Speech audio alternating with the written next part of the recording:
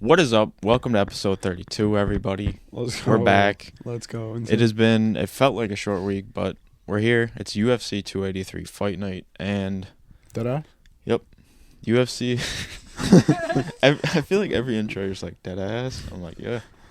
But it's in Rio de Janeiro. I don't even know what the time difference is over there, but... It's got to be similar. It's got to be just like... Right, because it's night. Midday over there. Maybe. But... Yeah, so we're going to be watching that immediately after we watch this podcast. What time is it? And I think Real we'll just time start check? it off with the picks, because you know how we like to do the picks on What the picks? same night, so the people The that picks watch other it, night? it'll already be, Oh, yeah. they'll already Facts, know, facts. you know what I mean? So Let's they don't have start to wait. with the first card. Is it Jamal? Jamal Hill, Glover Teixeira. The first fight of the main card. Oh, that is Paul Craig, Johnny Walker. I'm going Johnny Walker. Is that the guy who did a backflip on the No, other that's guy? the guy who Jamal Hill knocked the hell out and made him into a coffin. That's who that is. Yeah, I'm rocking with him. I'm rocking with Paul Craig. Brr. All right, well, hopefully one of us was right. What's the I'm next rocking fight? with this dude. What's the next fight? The next fight is a woman's fight. One of the women is Jessica Andrade. I'm going with But the I actually one. don't know the other woman. I'm going with the other one that looks more like a man. Fair. Same. I'm just being honest. I'm going with the one that looks more like a man. Blue. It's like a blue dyed hair. Yep. From Brazil too. She's fighting in her hometown. The girl like, from Brazil's got that's a W. Regardless, you know what I Yeah. mean. Yeah, I'm going with the girl from Then- Brazil. Fuck it. Someone that we haven't heard of in a while. Gilbert Burns is finally back, I'm rocking with Gilbert Burns. and he's going to be fighting against Neil Magny. That guy's huge. Did you see the weigh-in? The weigh-in? What was he? 170. No, just like when they did the face-off. I don't know where it's at. Yeah. but- So Burns Neil's versus huge. Magny. I'm Magny still rocking with actually, Burns. he's tied. Or he has 20 welterweight wins. That's like the most in Yo, welterweight. so here's my conclusion on why Gilbert Burns is going to smoke him. So, Neil, what's his name? Neil Magny. Neil Magny said that he sparred with Hamzat and that he fucked around and found out. I think that is that who they posted a video of, like Yes. But listen, he him said just, he like, fucked around and choking found the hell out. out of him. Therefore, he is saying that he got mauled by Hamzat. What happened when Hamzat and Gilbert fought? You didn't see him mauling. You saw a good fight. So if he's saying he got whooped True. by Hamzat in training, imagine what Hamzat would do in a fight to him. Gilbert did not get worked in a fight by him. Therefore, Gilbert's better than Hamzat and Neil, and he's going to win this fight. I feel like and I It's feel like just- Neil Magny, like he's never been at like the spotlight. You know what I mean? Like Gilbert Burns has fought for a Dude, is he welterweight old title. as fuck? Like, I can't tell if he's like 30 or like 50. He's definitely on the older side of the fighter range of. I think so, too. And then we got the quadrilogy. Brandon Moreno, Figueiredo. Who cares about this fight? I'm just gonna make my prediction with Figgy. I think Moreno. You know, I don't know. I just feel like this is Figgy's division. You know what I mean? I think this is as far as Moreno's gonna keep Well, getting. here's what happened. So the first fight was a draw. Yeah, give us a brief history on this quadrilogy. Which, mind you, actually, fun fact, Fajudo, as boring as he is and how no one really watches as hype for his fights, you got to give him respect as a champion because he fought some random dude, sorry, I couldn't tell you the name, and then had the quickest turnaround title fight, like back-to-back, in the whole entire Yeah. UFC. So, you see fighters wait like months. You saw Francis Ngannou. Well, the quickest pay-per-view, because Sean Strickland has the quickest. No, title fight. Yeah, like pay-per-view title fight. Like, quickest to defend a title. Like, he won against this guy, and then Oh, 57 days like later, days in fought between, on the okay. next card. He literally fought 2 cards in a row. No one else has Damn. done that. So you can hand on him all you want, but he fought 2 cards in a row defending his belt. And that that fight that he defended it was against Brandon Moreno. They actually had a draw, so it was hand still. First fight was a draw. So I guess that fight. Second fight, I'm This pretty is sure we almost like a watched trilogy, here. too. I don't remember what the second fight was on because definitely wasn't the main event, but it was. We watched it here. I don't think this has ever. We been saw the main Brandon event. Moreno choke him out. That was the second fight. Trilogy. We saw Yeah, Fudu and we saw New. We that saw him here, take too. it back. So now it's 1-1-1. You low-key had to run the fourth fight. Yeah. It's 1-1-1. Tonight we see it. Tonight we see who the I real, could care less who wins. I know Figgy's moving up after this fight, though. which would be dope. Unless who do you say? Unless it's who? Unless who's the champion, Merab? Something like that. Or no? So if Cejudo's the champ, Figgy will not move up. Oh. Because I guess he trains with Henry Cejudo. Oh, yeah. So that will take a while for Cejudo to become champ if he actually wants to, because We'll see who what knows happens. he's doing, I'm bro. rocking with Figgy. Same. I'm rocking with Figgy all the way. That leads us to the main event, which kind of came up out of nowhere. I mean, we were just watching the last light heavyweight title fight. What was that? 4 weeks ago? Two different fighters, two completely different fighters. There was a draw, so they called up. Jamal Hill got the call while the other fight was still being announced. Really? While everyone else was still in the ring, Jamal Hill got the call. You're fighting Glover at UFC 283 on January 21st. Boom. So he knew before? The fuck?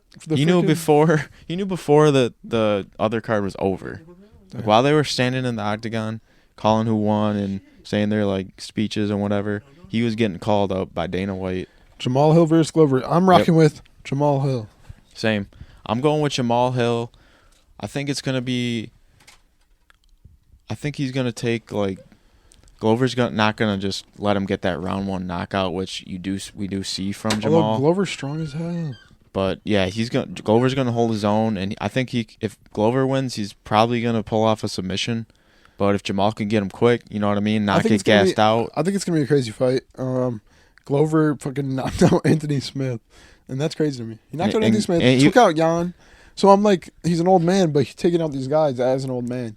But can he take out Jamal Hill? I don't think so. Jamal Hill, and if Jamal Hill wins tonight, he'll be the first ever Dana White Contender Series champion. Really? Yep. So that would be dope to see the first Dana White Contender Series champion, because it's like, what did the Dana White Contender Series people do? It's like, oh, here we go, one's in a title fight finally. Yeah, that's kind of like. You know what I mean? Well, Nate Diaz as well, right? No. Nate Diaz was the ultimate. Yeah, he was the ultimate. So yeah, we got actually a nice kind of underrated card tonight. You know, Brazilians are all repping tonight, and it's gonna be a good one, which we'll have our analysis in the next episode. So obviously Hasbulla just won a main event as well. What do you mean by that? Over there. Oh wow. That's literally Hasbulla. Nah, but Shogun Rua, this is his last fight tonight. You know him?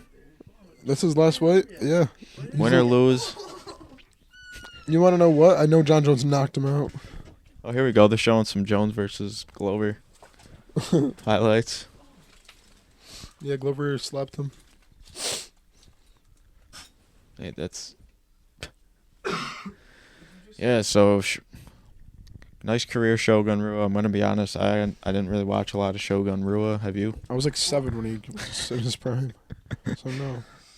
Yeah, so I'm not even going to... I don't even really have a reaction to him retiring. Yeah, so that's our picture of the main card, yo. Yeah, we're hyped to watch this. We only disagreed on one thing. Which one was it again? The first fight. Oh, yeah, the main event. So. No, the first fight. I think Jamal is winning. Oh, yeah, we do. Yeah, so I just think. Which one did we disagree on, though? I said Johnny Walker. You said Johnny Walker? Yeah. Come on, bro. Johnny Walker sucks. Bruh, he got kicked out of the UFC facility last time with his gloves and UFC attire still on. He's winning this fight. That was amazing, bro. But other stuff throughout the week, we did see some bantamweight fights get announced. The UFC up-and-comer, Raul Rosas Jr. Fighting who? He's fighting another Dana White Contender Series boy, Christian Rodriguez. Oh, yeah. So, yeah, April 8th, we'll be seeing that at 287. That'll be fun. That dude's 18 years old. Yeah, I'll go over another fight that got announced. Valentina Shevchenko. We got our co-main event versus Alexa Grasso of UFC 285. Which I feel like that would be kind of cool if they can get something a little bit better for the John Jones co-main event. Right. But we'll take it. Let's get Rob on the card. Because I believe that if Valentina Shevchenko wins this, she'll have the last ruby in that like little. Really? Yeah, she'll like completely fill it if she gets this defense. That's dope. And have to get another one. She'll have to get another belt. I think just another like little piece that goes on the side. You know what I mean? Get her another belt. And then we have a familiar face, Peter Yan versus Merab Dvalishvili, coming on March 11th, and it's a Vegas fight, so it'll be free for all of you guys with ESPN Plus. And I honestly got, what do you got in this? Peter Yan and Merab? I'm going Yan. Same. I think Yan's gonna whoop Dvalishvili. I think so too. And he's gonna be right back up in the top talk. And then I guess we'll take a peek at this Francis Ngannou. So last episode, before when we were filming, this wasn't announced yet that Francis was stripped. We just made a prediction because I was looking back. I was like, wait, Francis wasn't even officially like stripped yet when we were like saying that. You know what I mean? But Francis Ngannou was officially stripped. Wasn't. And he asked the UFC to get in-cage sponsorships, health care, and a advocate as part of contract negotiations. That's asking for too much. Yeah, I mean, we know that Dana White isn't really he's not gonna give out a lot of anything really. You know what I mean? Dana White's not just gonna do that, especially $8 million per plus fight. that's a very broad thing. It's give every fighter in-cage sponsorships, give every fighter respect you for fighting for that, but it's just not tolerable in the UFC's current business plan. You know what I mean? If you're making $8 million per fight, you can afford healthcare. I know, but he's fighting for the little guys. You feel me? Who make $12K if they fight. Those are cans. No, I'm kidding. I don't know. For those guys, I understand. I mean, it's true. Maybe but yeah. maybe you should get healthcare to a certain extent. Just get it in your contract automatically. Yeah, and maybe. Maybe you just get paid for it. Maybe they don't give you healthcare, but they just give you enough money to be able to afford healthcare and a living, something like that. But why did they just? I don't even know. Francis Ngannou, and then the sponsor thing. I don't think that should matter. I think the sponsors. You could do outside. You got to of the limit UFC. it. You can do it. You can do it on your Instagram. You just can't do it in the cage. So I mean, it's fair that they at least allow you to do it. They could just not allow you to do it at all. I agree. I don't think it's. I think honestly, mean? when the sponsorships were in the UFC, everything was crazy. Everyone just had crazy ass shorts with Burger King, fucking Monster. Yeah, now it's a nice clean look for the Viper. It's a clean fight. Yeah, you watch the fight, you're not distracted by fucking. You're like, oh, this dude has dude wipes on him or something. That's what I'm saying. Like Tyron Woodley. And you could just go sponsor outside the UFC. So who cares? Yeah, but also Francis Ngannou wants to fight, or no? Tyson Fury called out Francis Ngannou. Well. Was it even a call out? Because he's like, was I supposed to say that? Well, actually, months. Did you hear him at the end? Months before this happens. Remember that was they our were already most calling it Instagram out. Yeah, that's our post? most post. Got 700K or something. Somehow, yeah. I've never seen an Instagram post with that many likes on it. 700,000 likes. And Tyson Fury and Francis Ngannou got in the ring together. They were talking about a super fight. Was that when he beat? Who did he beat? Dylan White. It was like a trilogy too, Dylan White. Wasn't it? It was Dylan White, I think. Yeah, that was so long ago. That was but either way, they were in the ring together. They wanted to fight. Now that Francis got stripped or whatever and left, yeah. Tyson Fury's calling Francis Ngannou. Should we react to the clip? Now here's my thing: it's Tyson Fury. I feel like everybody knows Tyson Fury and Deontay Wilder, and everyone knows Tyson Fury just whooped Deontay Wilder twice. But I want to see the guy with the most knockouts in the UFC, the best knockout power, against the guy with the best knockout power in boxing. Tyson Fury's let's have Ngannou fight both of them. That's what I said, but give him Deontay Wilder first because he's not beating Tyson Fury. Let's react to what Fury said. I know you're out of contract with the UFC. You want to earn some big boy money? Come see the Gypsy King, and let's do a big fight for the baddest MF on the planet. And let's kick it up spicy in a cage, 4-ounce gloves under Queensberry, and let's have a badass referee like Iron Mike Tyson. I don't think that's happening. This dude just asked to box the dumbest dude to referee a fight. I don't think Mike Tyson could even get certified to be a referee. But it's funny regardless. Dude, that might favor Ngannou with 4-ounce gloves. 4-ounce gloves in a cage. But boxing rules. So, I mean, I think if you're going to box, just do normal boxing rules. You know what I mean? I don't like this hybrid shit. It's one or the other.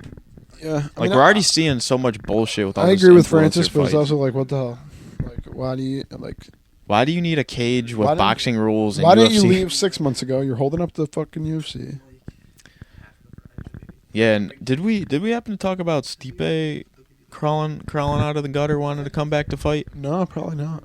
Because he tweeted, "I want winner," and he'll be back. That's like it was like pure radio silence from Stipe. Well, for heavyweight a year. is considered the heavyweight guy. Yeah, he is. So yeah, I think he gets winner for sure. He called winner. That's fine. But now Sergey Pavlovich is coming in like, yo, I was working my way up to this shit. Like, fight me, and then we'll see who gets winner. Which I would be down for that. I would be down for that. I'd watch Sergio versus Stipe. I fucks with Sergey Pavlovich, dude. He's a beast. He's all right. I like him.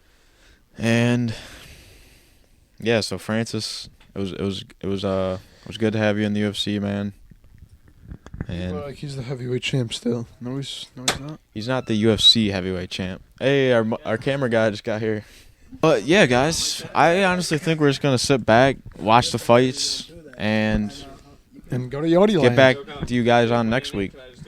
So we'll have our full analysis though next week for sure. For sure. Enjoy UFC 283, boys. Peace.